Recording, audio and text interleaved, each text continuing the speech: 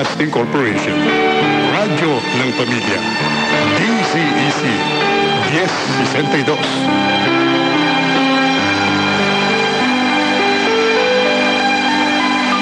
Ang oras, ganap na pong ika-4 ng umaga.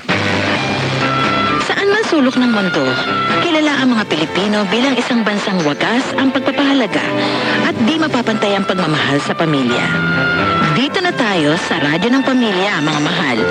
Sama-sama tayo sa walang katulad na pagtatanghal dito sa DZEC, ang Radyo ng Pamilya. Sapagkat tayo ang kanyang pamilya. Di nagbabago noon, ngayon, at sa mga darating pang henerasyon. Nagkakaloob ng mga halagang mensahe at gabay para sa ikauunlad ng pamilya. Kaya po ba mahal na mahal niyo kami ni Boy? Nay? Tay? Tama ka, Cheche.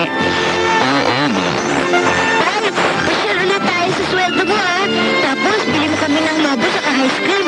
Saka mga laruan.